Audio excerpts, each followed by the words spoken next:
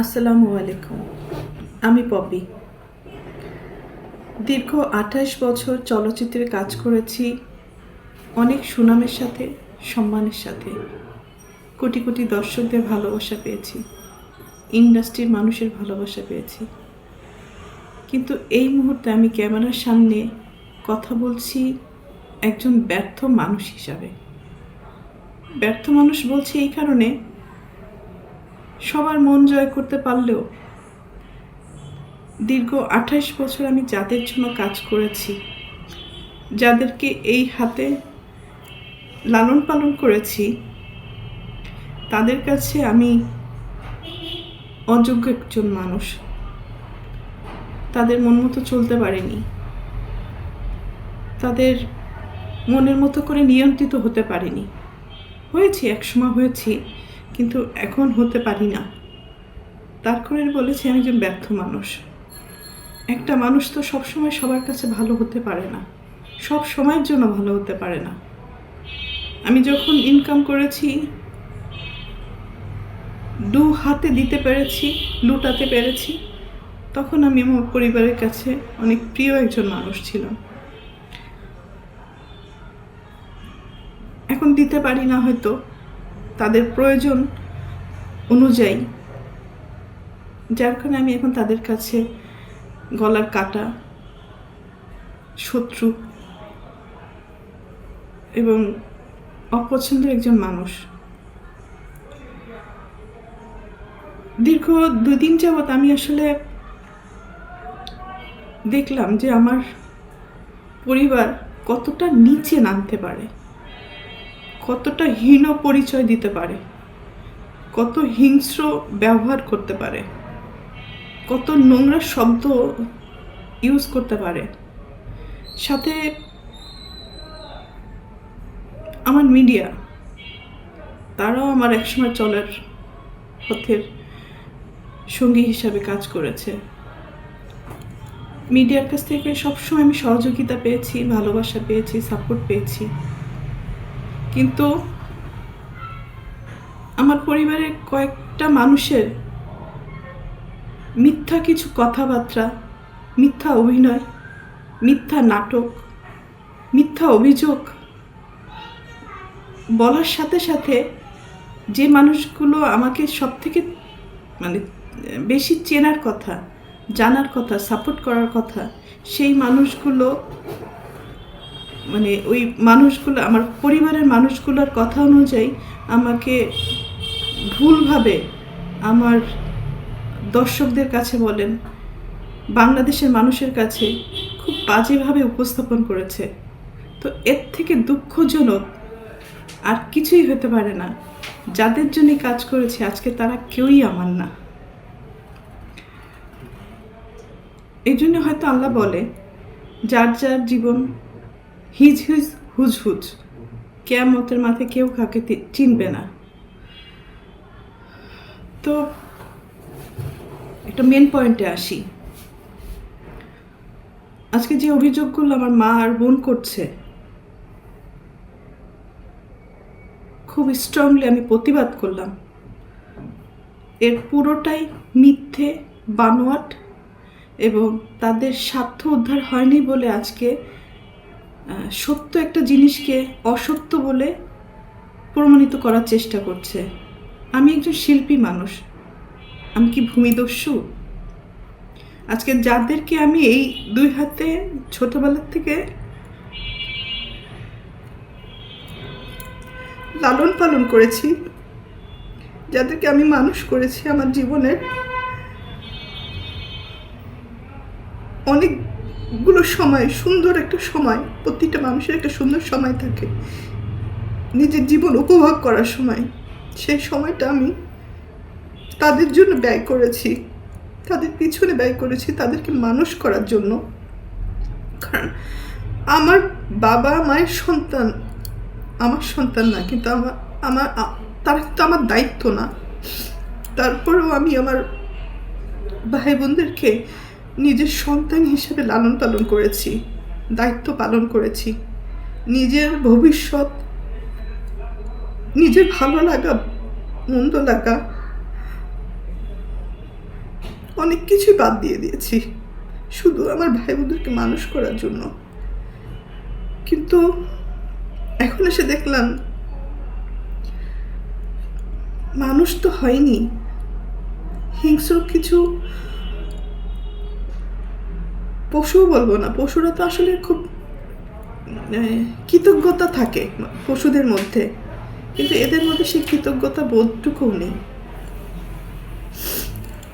আর উপরের দিকে থুতু ফেললে তো নিচের দিকেই আসে। কাদের নামে অভিযোগ করব? অভিযোগ তো আসলে করে বাইরের লোকদের মানে নামে। আর আমি যেহেতু আমার ভাই বোনদেরকে, আমার বাবা মাকে অনেক ভালোবাসি, যার কারণে আমার জীবনে আমি অনেক কিছু ফেস করেছি তাদের দ্বারা। নির্যাতিত হয়েছি, লাঞ্ছিত হয়েছি, অপমানিত হয়েছি। নিজের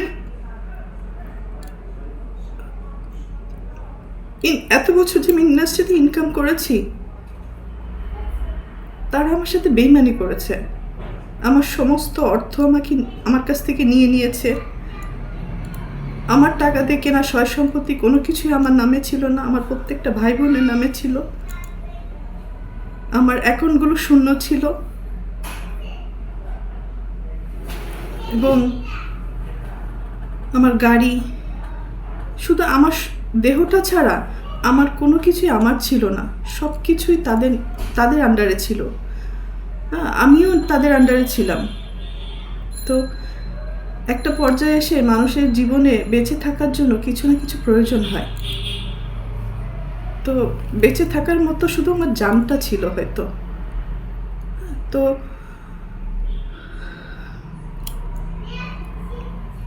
একটা পর্যায়ে এসে যখন আমি জানতে পারলাম আমার পরিবারই আমার সাথে বেইমানি করেছে, আমাকে ঠকিয়েছে, আমার সব কিছু কেড়ে নিয়েছে, এগুলো জানার পরে আমি চুপ ছিলাম। আমি যাদেরকে কোলে পিঠে মানুষ করেছি এই হাত দিয়ে, আমি তাদের দ্বারা অনেক বেশি নির্যাতিত হয়েছি। তারা আমাকে ফিজিক্যালি অ্যাসল্ট করেছে,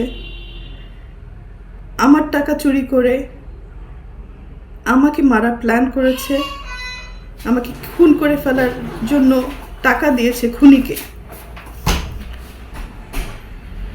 আমার আপন ভাই এটার সাথে জড়িত, আপন বোন জড়িত, আর একটা সামিন নামে একটা ছেলেকে পালক নিয়েছিলেন। তারপরও আমি অ্যাকসেপ্ট করেছিলাম যে ঠিক আছে, একটা মানুষ তো, একটা বাচ্চাকে লালন পালনের দায়িত্ব নিয়েছিলাম। তো পরবর্তীতে দেখলাম এটা যখন হাতে পায়ে বড় হয়ে গেছে, তখন ওই হাত দিয়েই আবার আমাকে আঘাত করেছে। অনেক সময় এইগুলো কিন্তু আমার মুখের কথা না, এটা সত্য ঘটনা। এটা থানায় জিডি হয়েছে, মামলা হয়েছে এবং তাদেরকে আটক করা হয়েছিল এই ক্রাইম করার জন্য। পরবর্তীতে আমি তাদেরকে মাফ করে দিয়েছি, কারণ আমার ভাই বোন তো, ভুল হইতেই পারে। সন্তান হিসাবে মাফ করে দিয়েছিলাম। পরবর্তীতে দেখি যে এগুলো বাড়তেই আছে এবং আমার মা তো আসলে অনেক বড় একটা শব্দ, কিন্তু পৃথিবীতে সব মা না, ভালো মাও আছে, খারাপ মাও আছে। দুর্ভাগ্যবশত আমার মাটা হয়তো আমাকে সেই পরিমাণ ভালোবাসতে পারেনি, কারণ আমি আমার মার কাছে, পরিবারের কাছে সবসময় সোনার ডিম পাড়া একটা হাঁস ছিলাম, মানে দুধ দিয়ে একটা গরু ছিলাম, টাকা ছাপানোর মেশিন ছিলাম। সন্তান হিসেবে কখনো ওই ভালোবাসাটা, ওই কেয়ারিংটা পাইনি।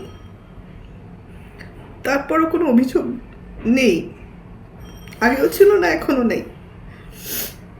আর আমি আমার মনকে বুঝ দিয়ে নিয়েছি, আর পাবো না কখনো তাদের কাছ থেকে সেই ভালোবাসাটা। কারণ একটা মানুষ যখন মেশিনে পরিণত হয়, তখন তার মূল্য মেশিন হিসাবেই থাকে, মানুষ হিসাবে থাকে না।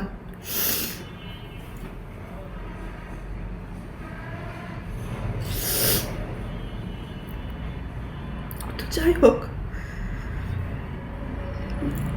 আমার বাপ মা আমাকে আমার সাথে অনেক বড় বিশ্বাসঘাতকতা করেছে। আমার সমস্ত টাকা পয়সা আমার বোনের অ্যাকাউন্টে শিফট করেছিল। তো তারপরে আমি কিছু বলিনি। আমার ইন্ডাস্ট্রির কিছু মানুষ আমাকে যারা ভালোবাসে তারা আমাকে সাপোর্ট করেছে। ওই সময় 2007-এর ঘটনা বলছি, মানে একটা টাইমে আমি যে জানতে পারলাম কোনো কিছুই আমার ছিল না। পরে আমাদের ফিল্মের কিছু মুরব্বীরা মিলে এটা সেটেল করে দিয়েছিল যে পপির একে শূন্য হাতে মেয়েটাকে রাস্তায় ফেলে দিলেন। বিশেষ করে আলমগীর ভাইয়ের কথা বলবো, কারণ আলমগীর ভাই আমার কাছে হয়তো আপনাদের কাছে হিরো, কিন্তু আমার কাছে একজন বলবো যে আমার সবচেয়ে বড় ওয়েলিশার ছিলেন বাদল খন্দকার। আরও অনেক কাছের মানুষ আছে, তারা এই প্রবলেমগুলো ভিতরে জানতেন এবং ওনারা আমাকে অনেক সাপোর্ট করার চেষ্টা করেছেন। আমার বাবা মাকে ডাক দিয়ে বললো যে ওর কিছু জিনিস ওকে ফেরত দেন, কারণ এটা তো একটা মেয়ে, হ্যাঁ, ওর জীবনে বেঁচে থাকার জন্য কিছু না কিছু ফেরত দেন। তো তখন আমার বাবা মা কী কারণে আমার সাথে বেইমানি করেছিল আমি জানি না, হয়তো এরকম ঘটনা অনেক আছে। আমাকে আলমগীর ভাই একবার বলেছিল যে এটা এই সেম ঘটনাটা শাবানা ম্যাডামের সাথে হয়েছে। কারণ আমি না তখন মেন্টালি খুব আপসেট ছিলাম যে আমার বাপ মা ভাই বোন আমার সাথে এরকম করলো, বিশ্বাসঘাতকতা করলো, আমার সাথেই করলো। তখন আলমগীর ভাই আমাকে বলেছিল না, এই ঘটনা এর আগে অনেক মানুষের সাথেই হয়েছে। তো সেই সান্ত্বনা নিয়ে হয়তো আমি বাকি জীবনটা পার করতে চেয়েছিলাম এবং কাজ করে আমি আবার সারভাইভ করেছিলাম। তো বিগত কয়েকদিন যাবৎ একটা নিউজ বারবার করে আমার মা বোন এস্টাবলিশ করার চেষ্টা করছে যে আমি জমি দখল করতে গেছি। ভাই, যে মানুষটা দীর্ঘ 28 বছর ইন্ডাস্ট্রিতে কাজ করে নিজের জীবনের দিকে তাকায়নি, ভালো লাগা ভালোবাসা বলেন, নিজের ভবিষ্যৎ বলেন, কোনো কিছুই আমি চিন্তা করি না। শুধু ইনকাম করে গেছি আর ভাই বোন মানুষ করে গেছি। শুধু ভাই বোন না, আমি আমার পুরো পরিবার, আমার নানির ফ্যামিলিতে আমি সাপোর্ট করেছি, আমার দাদির ফ্যামিলিতে আমি সাপোর্ট করেছি। আমার কন্ট্রিবিউশন শুধু আমার ভাই বোন না, সব জায়গায় যতটুকু পেরেছি আমি সবাইকে সাহায্য করেছি। আমার মন মানসিকতা একেবারে ডিফারেন্ট। মানে আমি একা ভালো খাবো, ভালো থাকবো, আমি সবাইকে নিয়ে ভালো থাকতে চেয়েছি, ভালোভাবে বাঁচতে চেয়েছি। তো সেই পরিপ্রেক্ষিতে আসলে সবাইকে হেল্প করা। আমার নানি বাড়িতে যান, তার বাসায় সে যে ঘরটাতে থাকে সেই ঘরটাও কিন্তু আমার টাকা দিয়ে তোলা। আমার মা যে ঘরটাতে এখন খুলনাতে থাকে সেই ঘরটাও আমার টাকা দিয়ে তোলা। যে ভাড়াটে বাড়ির কথা উনি বলছেন সেই ঘরটাও আমার টাকা দিয়ে, আমার কষ্ট অর্জিত টাকা। রোদে পড়েছি, বৃষ্টিতে ভিজেছি, মানুষের অনেক ভালো কথাও শুনেছি, মানুষের অনেক মন্দ কথাও শুনেছি, অনেক ভালো গালিও দিয়েছে, আবার ভালো কথাও বলেছে, সম্মানও পেয়েছি, দুর্নামও পেয়েছি। তো সব কিছুর ঊর্ধ্বে হচ্ছে আমি একজন মানুষ। তো আমি আমার ফ্যামিলিকে সাপোর্ট করতে যে এই যে ঘরের কথা বলছি, সেই ঘরটা কিন্তু আমার বাবার 11 কাঠা জমি। তো 11 কাঠা জমির মধ্যে আমি আমার চাচার কিছু জমি কিনে রেখেছিলাম, মানে ফ্যামিলি প্রপার্টি, ফ্যামিলির সম্মান রক্ষা করতে যেয়ে আমি ফ্যামিলি কিছু প্রপার্টি কিনেছি। তো আমার চাচার অংশ কিনেছি, আমার ফুপুর অংশ কিনেছি, আমার বাবারও কিছু অংশ বিক্রি করে দিয়েছিল বাইরে, পরে আমি নিয়েছি কিনে এবং ওখানে ঘর তুলে দিয়েছি। তো কিছু অংশ আমি কিনেছিলাম যেটা রাস্তার সহকারে রেজিস্ট্রি হয়েছিল। মানে আমাকে জমি যখন কিনি তখন আমাকে জমির পিছনের অংশ দেওয়া হয়। তো পিছনের অংশে যেতে গেলে আপনারা সবাই জানেন এটা নর্মাল একটা জিনিস, বাড়ির পিছনের অংশ যদি কিনি তাহলে পিছনের অংশে যাওয়ার জন্য নিশ্চয়ই আমি হেলিকপ্টার দিয়ে যাব না বা ক্রেন দিয়ে ওখানে নামবো না, আমাকে যাওয়ার জন্য রাস্তা দিয়ে যেতে হবে। তো রাস্তাটা হচ্ছে আমার বাবা এবং চাচার জমির মাঝখান দিয়েই রাস্তাটা, যেখানে আমি আমার কেনা জমিতে আমি পৌঁছাতে পারবো। তো এই জমিটা রেজিস্ট্রি হয় 2008-এ। রেজিস্ট্রি হওয়ার পরে আপনারা, আমি সব প্রমাণ দিয়ে দিচ্ছি, ওই জমিতে এখনো পর্যন্ত আমি যেতে পারি না, ঢুকতে পারি না। কারণ কি, আমি যে ঘরগুলো তুলে দিয়েছিলাম ওই ঘরগুলো থেকে ভাড়া আসে, এই ভাড়া দিয়ে কিন্তু আমার বাবা চলতেন। একটা সময় আমার এই সেজ বোনের কন্ট্রোলেই ছিল এই ভাড়াগুলো। আমরা ঢাকায় থাকতাম, উনি ওখানে দেখাশোনা করতো এবং এই ভাড়াগুলো সে তার পকেটে নিত। যাই হোক, আমরা একটা পর্যায়ে ধরেন করোনার আগে আগে জানতে পারলাম, মানে কার কথা কি বলবো, মাফ করে দিবেন, মানে আমার পরিবারের কথা আজকে আমাকে পাবলিকলি বলতে হচ্ছে। এর থেকে দুঃখ, লজ্জার আর কিছুই হতে পারে না। মানে আমার এই বোনটা একটু বেপথে চলে যাওয়ার কারণে আমার বাবা 2019-এ বেপথে, মানে সে ওখানে কিছু অনিয়ম শুরু করেছিল,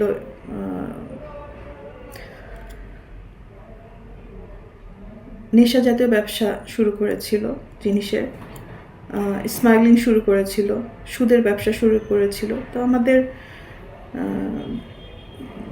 যতটুকুই আছে সম্মান ফ্যামিলিতে, মানে দেশের মানুষের কাছে সম্মান বলেন আর খুলনার মানুষের কাছে সম্মান বলেন, এই সব কিছু, মানে সব কিছুর কী বলে, সব কিছুর কারণে আমার বাবা তাকে এগুলো স্টপ করতে বলে। তো উনি স্টপ করে না এবং আমার মা তাকে এই সমস্ত অকারেন্সের জন্য তাকে সহযোগিতা করে, সাপোর্ট করে। তো যার কারণে আমার মা এবং বাবার সাথে এগুলো নিয়ে দ্বন্দ্ব বাঁধে এবং দ্বন্দ্বের এক পর্যায়ে যে আমার বাবাকে খেয়ালি মারধর করে এবং রক্তাক্ত করে দেয়। তো বড় সন্তান হিসাবে এটা আমার সামনে হওয়াতে আমি আমার ছোট বোন এটা প্রোটেস্ট করি এবং প্রোটেস্ট করতে যেয়ে আমার বাবাকে সেভ করতে যেয়ে আমিও সেখানে ইনজিউর হই। হ্যাঁ, আমার ছোট যে পালিত ভাই বলে, তথাকথিত ছোট ভাই সামির এবং বোন খেয়ালি, ওনারা আমাকে, আমার বাবাকে প্রচুর পরিমাণ মারধর করে। সেটা পুরো খুলনা শহর সবাই জানে, আমার ফুল ফ্যামিলি জানে। এবং আমার কাজিন আছে, ফুফাতো ভাই, সেও পাশ থেকে, সবাই তো আসলে মুভ করে না। আমার এই ফুফাতো ভাই 2-4 জন ছিল যারা এসে দেখে যে আমার বাবাকে আমাকে পিটাচ্ছে, মানে মেরে ফেলার উপক্রম হয়েছে। সেই মুহূর্তে ওরা এসে আমাদেরকে সেভ করে এবং তারাও এই আক্রোশের শিকার হয়। তো ওই মুহূর্তে বাসার মধ্যে আমাদের ফ্যামিলিতে ডিসিশন হলো যে, এবং আম্মিরও কিছু যোগাযোগ শুরু হলো, যেটাতে আসলে স্বামী হিসাবে আমার বাবা মেনে নিতে পারেননি। আসলে এটা বলা উচিত না, যাই হোক এখন বাধ্য হয়ে আমাকে বলতে হচ্ছে। না বললে আমার ইমেজ যেভাবে তারা নষ্ট করার চেষ্টা করেছে, আমার তো অল্প ছোটোখাটো একটা ইমেজ, সুন্দর যতটুকু কাজ করার চেষ্টা করেছি সেই ইমেজগুলো সে নষ্ট করার চেষ্টা করেছে এবং দেশের মানুষের কাছে আমাকে একদম ভূমিদস্যু হিসেবে প্রেজেন্ট করেছে। হ্যাঁ, একজন নায়িকা হিসেবে না, আমাকে একজন ভিলেন হিসেবে প্রেজেন্ট করে ফেলেছেন, যেটা একেবারেই মিথ্যা কথা। তাদের এই দোষগুলো দেওয়ার কারণেই, ঢাকতে যেয়ে এই কাণ্ড কারখানাগুলো করেছে। তো মেন কথাতে আসি। তো ওই সময় আমার বাবা তাকে ডিভোর্স দিতে চেয়েছিলেন এবং বাসার থেকে দীর্ঘ 4 বছর আমার মা এবং বোনকে আমাদের বাড়ি থেকেই উনি বের করে দিয়েছিলেন। এটা আমাদের ফিল্মের সবাই জানে, আমাদের পরিবারের সবাই জানে, খুলনাবাসী সবাই জানে। এবং আমার বাবা অতিষ্ঠ হয়ে মারধর খেয়ে পরে উনি থানাতে জিডি করেন, আমাদের খুলনা সোনাডাঙ্গা থানা। 2019-এ 14 মে একটা জিডি আছে, এটা আমি দিয়ে দিব বা আপনারা খুঁজলে সবাই পাবেন। ওই সময় থানার ওসি সাহেব হয়তো উনি আপনাদের ভালো করে ব্রিফ করতে পারবে ঘটনাটা। এবং র্যাবে আমার বাবা যে কমপ্লেন করে আমার ওই বোনের নামে, তো ওইটার একটা আক্রোশ ছিল, যার কারণে আজকে আমাকে খুব নোংরাভাবে দর্শকদের কাছে প্রেজেন্ট করেছেন আমার মা এবং আমার বোন। তো আমি আরেকটা কথা বলি, সেদিনকে যে আমি খুলনাতে গিয়েছিলাম, খুলনাতে যার মেন কারণ হচ্ছে ওয়াসা আমাকে চিঠি দিয়েছে, যেহেতু আমার ইলেকট্রিক্যাল লাইন এবং ওয়াসার লাইন, আমার নামে যে লাইনটা আছে, এটা অবৈধভাবে আমার মা বোন দখল করে রেখেছে এবং এটা ভাড়াটারা ইউজ করে। হ্যাঁ, এই ভাড়াটা বাড়ির টাকাটা ওনারা নেয়। হ্যাঁ, ওনারা বলছেন আমি দখল করেছি, তো দখল যদি করি আমি, তাহলে আমার মা বোন কীভাবে টাকাটা, মানে আমার বাবা মারা যাওয়ার পরে রীতিমতো তারা ওইখানে কবজা করেছে এবং দখল করার চেষ্টা করছে। তো তারপর আমি বলছি যে, মনে করেছি যে আমার মা বোনই তো, খাইলে খাক, আমি ওটা দেখিও না, নেও না, আমি যাইও না, আমার রাস্তা আটকায় রাখার পরেও। তো যেহেতু তারা ওই ইলেকট্রিকের লাইন এবং ওয়াসার লাইনটা অবৈধভাবে ইউজ করছে, তারা কোনো টাকা পয়সা পরিশোধও করে না, অনেক টাকা বকায় পড়ে যায়, পরে দেখা যায় যে আমার এই বিলগুলো সব পরিশোধ করতে হয়।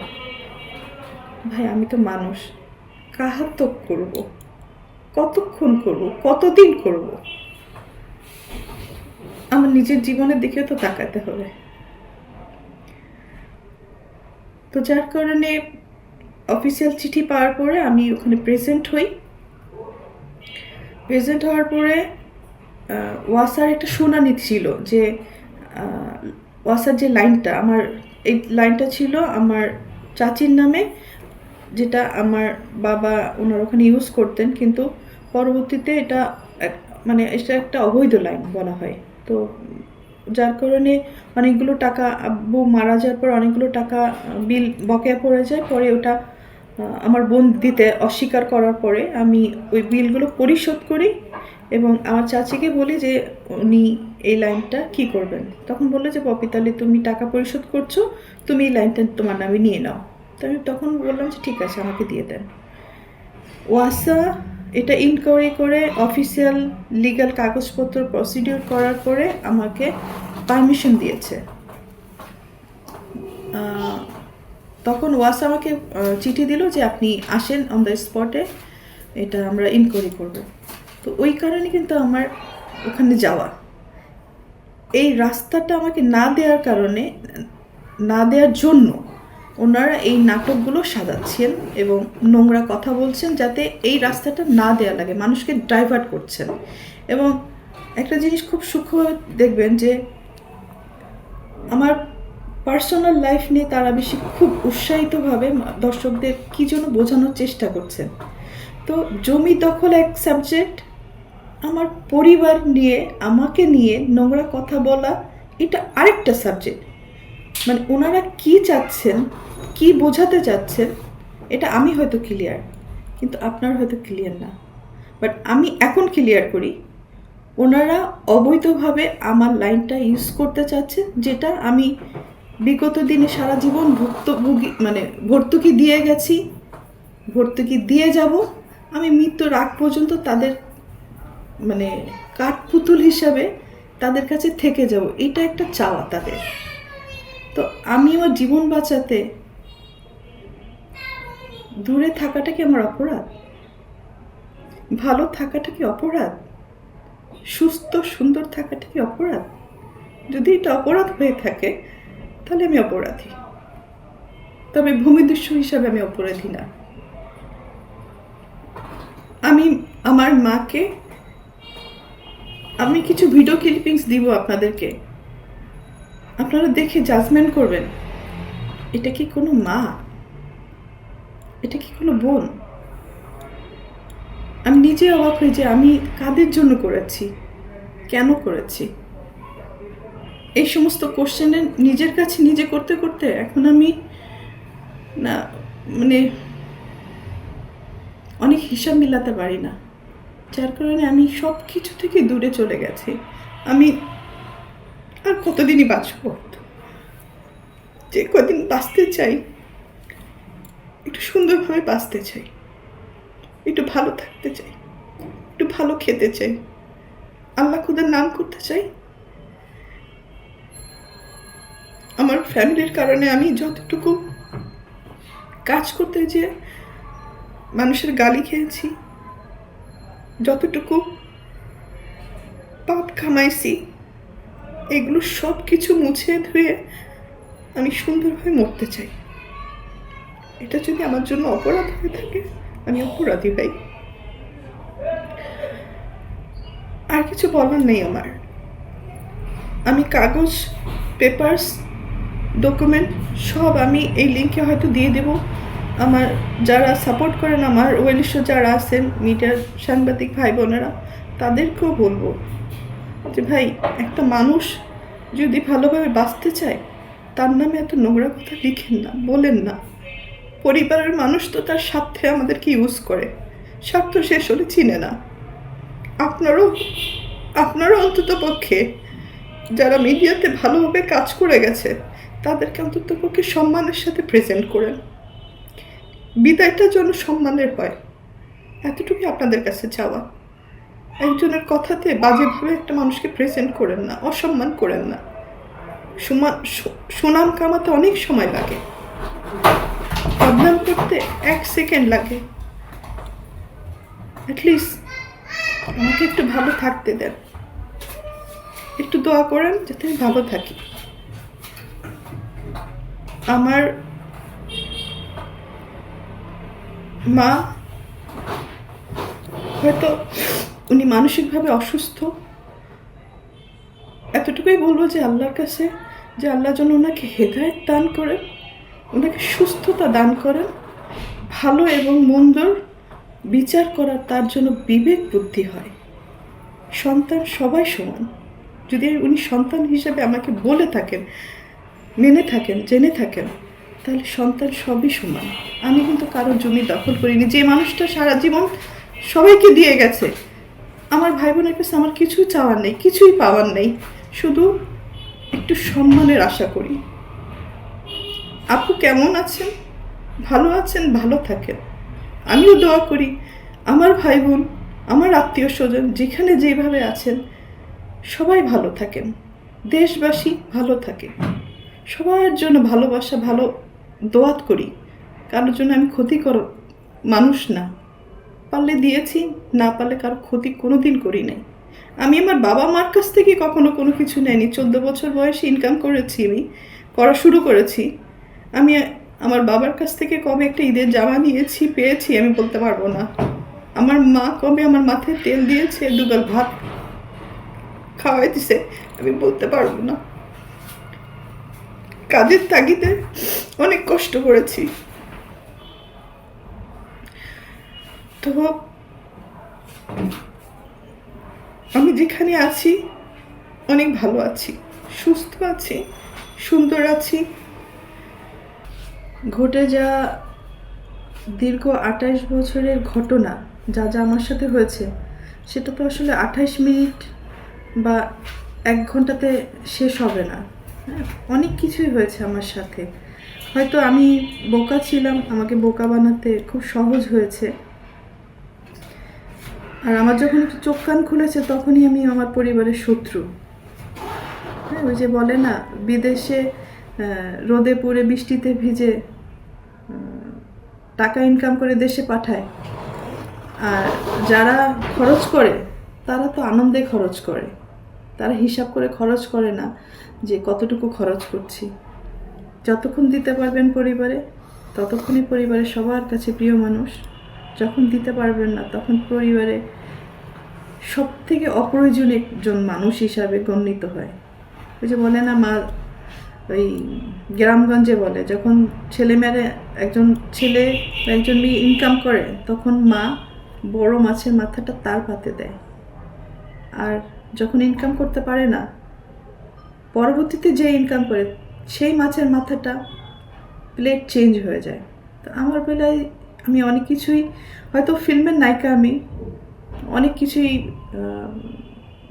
মানে বাস্তব জীবনে দেখেছি। তো এতটুকু বলতে পারি, আমি ক্যামেরায় একজন ভালো অভিনেত্রী। ক্যামেরার সামনে স্ক্রিপ্ট পড়েছি, ডিরেক্টরের ডিরেকশন ফলো করেছি, হয়তো 3বার ন্যাশনাল অ্যাওয়ার্ড পেয়েছি। একজন ভালো অভিনেত্রী হিসাবে পুরস্কৃত স্বীকৃতি পেয়েছি আমি। কিন্তু বাস্তব জীবনে আমি খুবই কাছে একজন অভিনেত্রী।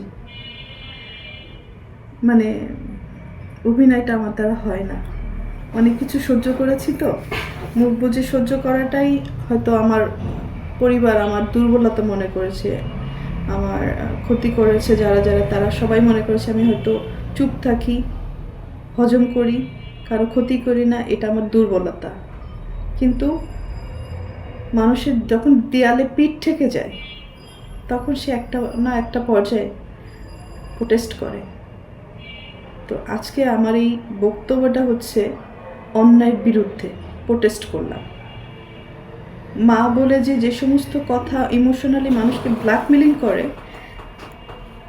আমি এর আগেও তাকে মাফ করে দিয়েছি। আমার মা কথায় কথায় বলে যে আমাকে খাট কিনে দিল না, আমাকে মোবাইল কিনে দিল না, আমাকে টিভি কিনে দিল না। ভাই, একটা পরিবারে যখন একজন উপার্জন করে, সে যখন কোনো কিছু কিনে নিয়ে আসে, ধরেন আমি একটা ফ্যান কিনে নিয়েছি, তখন কি আমি বলবো যে মা এই ফ্যানটা আপনার জন্য শুধু আপনিই বাতাস খাবেন আর বাকিরা কেউ খাবে না? বা আমার বাসায় আরও 5জন লোক আছে, 5টা ভাই বোন আছে, তো আমি কি ফ্যান কিনলে আমার মার জন্য একটা কিনবো, আমার 5টা ভাই বোনের জন্য 5টা ফ্যান কিনবো? একটা টিভি যখন কিনে নিয়ে আসি, তখন আমি আমার মাকে বলবো যে মা আপনার জন্য একটা টিভি কিনে নিয়েছি এবং আমার আরও 5টা ভাই বোন আছে, এই 5টা ভাই বোনের জন্য 5টা টিভি কিনেছি। একটা ফ্রিজ যখন কিনেছি, আমি তো সংসারে সবার জন্য কিনেছি। একটা ফ্রিজ আমার মার জন্য কিনবো আর আরও 5টা ফ্রিজ আমার ভাই বোনের জন্য কিনবো। তাহলে আবার খাটের কথা বলে যে আমার খাট কিনে দেয়নি, তো আমার মার জন্য একটা খাট কিনবো, আমার 5টা ভাই বোনের জন্য 5টা খাট কিনবো। তো এরকম আমার কাছে দাবি করা হয়েছে। তো আমি জানতে চাই এই দাবিটা কি শুধু আমার বেলায় করা হয়েছে, নাকি পৃথিবীর সব মায়েরাই এই দাবি করে? আমার জানার খুব ইচ্ছা। আমি যথেষ্ট চেষ্টা করেছি আমার মা ভাই বোনকে ভালো রাখার জন্য। আমার বাপ মা আমাকে পড়াশোনা করায় ভালো ডাক্তার বানাতে পারতো, ইঞ্জিনিয়ার বানাতে পারতো, একজন কোরআনে হাফেজ বানাতে পারতো। অনেকে ব্যঙ্গ করে বলে আপনার মা আপনাকে নায়িকা বানাইছে। নায়িকা বানানোটা কি খুব কৃতিত্বের কাজ? নায়িকা বানালে তো একটা ভালো ফ্যামিলিতে বিয়েও হয় না। আমি আমার ভাই বোনকে পড়াশোনা করে মানুষের মতো মানুষ করতে চেয়েছি। আমি চেয়েছি তারা ওই ডাক্তার হোক, ইঞ্জিনিয়ার হোক, নিজের পায়ে নিজে দাঁড়া, একটা ভালো পরিবারে তাদের বিয়ে হোক। এটাই আমি মানে আমার সন্তানের জন্য যেভাবে আমি চাইতাম, আমার ভাই বোনের জন্য তাই চেয়েছি। কিন্তু মা হিসাবে আমার মা আমার জন্য কী চেয়েছে, আমার ভাই বোনদের জন্য কী চেয়েছে। তো ওই যে বললাম না, ভালো মা খারাপ মা পার্থক্য আছে। কেউ দুধ বেচে মদ কেনে, আবার কেউ মদ বেচে দুধ কেনে। তো পার্থক্যটা হচ্ছে অনেক কিছুই। এনিওয়ে, বিদায়টা এইভাবে নিব। আপনারা সবাই আমার জন্য দোয়া করবেন যাতে আমি বাকি জীবনটা ভালো করে থাকতে পারি। আর এই যে বলে যে আমি মানে তাদেরকে মারার হুমকি দিয়েছি, ভাই যে গড়ে সে কি ভাঙে? আমি তো পারি নাই ভাঙতে, তাহলে তো আমি তাদের ভাঙার চেষ্টা করতাম। আমার বোন বলেছে আমি তাকে মেরেছি, দূর থেকে একটা ফুটেজ দিয়ে যে আমি তাকে মেরেছি। মারা তো হচ্ছে চর মারা, জুতা খুলে মারা বা পিটানো, এগুলোকে মারা বলে। আমার মুখের সামনে ক্যামেরা ধরেছে, আমি ক্যামেরা নিয়ে ফেলে দিয়েছি। আমি তো কোনোদিন আমার বলতে পারবো না আমি শাসন করেছি আমার ভাই বোনকে, কিন্তু কখনো কাউকে আমি মারিনি, বরং তাদের কাছ থেকে মার খেয়েছি। হ্যাঁ, তারা আমাকে মারার চেষ্টা করেছে আমার টাকা পয়সা সয় সম্পত্তি হাতিয়ে নেওয়ার জন্য, হজম করার জন্য। ঠিক আছে, আমার ফ্যামিলিতে আপনি একটু জিজ্ঞাসা করবেন আমার কোন বোনটা কত টাকা ইনকাম করে বা কি চাকরি করে, কত টাকা ইনকাম করে, আমার ভাই কয় টাকা ইনকাম করে, কি চাকরি করে। হ্যাঁ, তো আমার ফ্যামিলিতে একমাত্র উপার্জনের মানে সোর্স কিন্তু আমি ছিলাম। এখন হয়তো বড় হয়ে গেছে তারা, যে যার মতো, আমাকে চিনে না। যাই হোক, আমার এটা নিয়ে আফসোস নেই, চিনতে হবে এমন কোনো কথা নেই। আমার ভাই বোন এবং মাদের কাছে একটাই অনুরোধ, আমাকে চেনার দরকার নেই, আমাকে শুধু একটু ভালো থাকতে দিলেই আমি খুশি, আমাকে একটু সুন্দরভাবে বাঁচতে দিলে আমি খুশি, আমার কিচ্ছু লাগবে না। কারণ আমি সবাইকে দিয়ে এসেছি, আমি কারোর কাছ থেকে কিছু নেইনি। আমার ভাই বোন আমাকে খুন করতে আসে, এই যে কদিন আগেও আমাকে যখন খুন করতে এসেছিল আমি তাকে মাফ করে দিয়েছিলাম। সামি নামের যে ছেলেটা এবং আমার আপন ভাই মিলে আমাকে খুন করতে এসেছিল, আমি মাফ করে দিয়েছি। কিন্তু কদিন আগে বসুন্ধরায় ডাকাতি করতে যে ধরা পড়েছে ডিজিএফ এর পরিচয় দিয়ে, সেখানে কি মাপ পাবে? এগুলো কিন্তু আমার ওই ছোট বোনটার কর্মফল। একটা বাচ্চাকে আনলেই হয় না বা জন্ম দিলেই হয় না, তাকে লালন পালন করতে হয়, মানুষ করতে হয়। আমার মা অন্যায় কাজে সাপোর্ট না দিয়ে ভালো কাজে সাপোর্ট করলে, শাসন করলে আজকে তারা এই পথে যেত না। হায় রে দুনিয়া, একটা কথা না বললেই না। আজকে পৈতৃক সম্পত্তি নিয়ে আমার মা আর বোন যে নোংরামিটা করলো, দীপু আমার মা আর বোনকে বাসা থেকে বের করে দেওয়ার পরে দীর্ঘ 4.5 বছর 5 বছর বাবা আমার কাছে ছিল। তার সব কিছু আমি দেখাশোনা করেছি, তার ট্রিটমেন্ট থেকে শুরু করে সব কিছু আমার দায়িত্বে ছিল। তো অনেকবার সে হসপিটালে গেছে, অনেকবার সুস্থ হয়ে বাসায় ফিরেছে। তো এই সম্পত্তির কারণে অনেক বড় বড় ঘটনা আমার সাথে হয়েছে, শেষের দিকে আব্বুর সাথেও হয়েছে। মানে বাবা যখন হসপিটালে ছিল, মানে তার ট্রিটমেন্টের সমস্ত টাকা পয়সা আমার টাকা। আমার এফডিআর ভেঙে আমি 1 কোটি টাকা কম হবে না, বেশি হবে, মানে যদি এটা বলতে হয়। আমি তার পিছনে আমার এফডিআর ভেঙে পেমেন্ট করেছি, সেই রিসিট বলেন, প্রমাণ বলেন, সব আমার কাছে আছে। স্টেট ব্যাংকে স্টেটমেন্ট উঠালে তো পাওয়া যাবে, এবং আপনারা হসপিটালে খোঁজ নিলেই পাবেন। অথচ যার সম্পত্তি নিয়ে এত নোংরা কথাবার্তা হচ্ছে, দখলদারি নিয়ে এত কথাবার্তা হচ্ছে, তারা কিন্তু একটা টাকাও খরচ করেনি আমার বাবার অসুখের সময়। যেই মারা গেল সেই তার সম্পত্তি নিয়ে ভাগাভাগি করছে, ব্লেম দিচ্ছে, নোংরামি করছে, দখল বুঝে নিচ্ছে।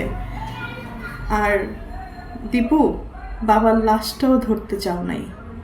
আর আজকে বাবার সম্পত্তি নিয়ে কত রকম নোংরামি করছো।